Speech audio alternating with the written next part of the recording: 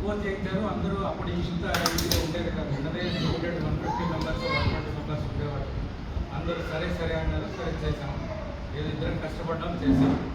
కాకపోతే ఇప్పుడు నాకు ఎక్కువ ఆలోచన వచ్చేది ఆయనతో చేసిన ఆర్గ్యుమెంట్లు గుర్తొస్తాయి.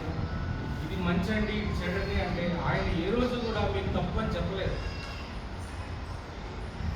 ఆయన చాలా సర్దుకుపోయే గుణం ఆయన. నేను ఒకసారి చాలా హార్ష్గా మాట్లాడేవాడిని, కోపం.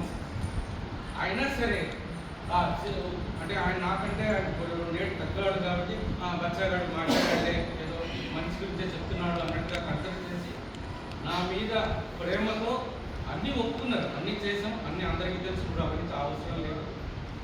కాబట్టి ఆయన నాకైతే ఇప్పుడు ఆయన అధ్యక్ష హోదాలో కూర్చునే మీటింగ్ కండక్ట్ చేస్తున్నట్టు అనిపిస్తుంది. నాకైతే చనిపోయినట్టు అనిపిస్తుంది. ఆయన మంచి గుణం, ఆయన ఉదాహరణ కానీ ఏదైనా సరే ఓకే ఖర్చుది నేను పెడతానండి ముందు, తర్వాత చూసుకుందాం అనే తత్వం. మీకు చాలామంది తెలుసు, ఒక గుడి అప్పుడు టెంపరీగా పెట్టాను, ఇప్పుడు అది డిస్కషన్ ఆయన దాంట్లో అప్పుడు కూడా ఆయన చాలా ఖర్చు పెట్టారు, అది నాకు తెలుసు. అప్పుడు కూడా తర్వాత ఇప్పుడు అయ్యో అనుకున్నాం, అక్కడ చేయగలిగి నేను లేక మాట్లాడకుండా పోతున్నాం. ఆ దేవుడి దేవాల పర్మనెంట్ స్ట్రక్చర్ ఇప్పుడు సంతోషం. కానీ ఇప్పుడు అందరూ పాస్ట్ నుంచి మాట్లాడుకునే కంటే ఫ్యూచర్ ఆయన ఉద్దేశం చాలా జనకోడిలో మీటింగ్ పెట్టారు. ఆ గుడి మెయింటైన్ చేయడానికి కనీసం 40 lakhs డిపాజిట్ ఉంటే మనం ఈజీగా మెయింటైన్ చేయగలుగుతామని చెప్పారు ఆయన చాలా మీటింగ్లో, మీ అందరికీ తెలుసు. అది 40 lakhs ఎలా చేస్తాము, చేసి గుడిని ఎలా కాపాడుకోగలుగుతాము అనేది మనం ఆలోచిస్తే అది ఆయనకు ఆత్మకి శాంతి చేకూరుతుందని నా ఆలోచన.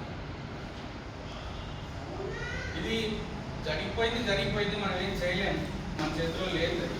కానీ ఆయన ఆత్మకు శాంతి చేకూరాలంటే ఈ పని ఆయన చేసిన మార్గంలో మనం కూడా వెళ్ళి ఆ గుడిని కాపాడుకుని, కాలనీని కూడా కాపాడుకుని, ఆయన భూపతి గారు చెప్పినట్టు అసైన్డ్ ల్యాండ్ ప్రాబ్లమ్ సాల్వ్ చేసుకుని, అలాగే గుడిని కాపాడుకుని, గుడి వల్ల పేరు వచ్చిందన్నారు, ఆ గుడికి ఇంకా పేరు తెచ్చి మన కాలనీ పేరు ఇంకా పెద్దదయ్యేట్టు చేస్తే అది ఆయనకి ఆత్మకు శాంతి కూరుతుందని తెలియజేసి కోరుకుంటూ సెలవు తీసుకుంటాం.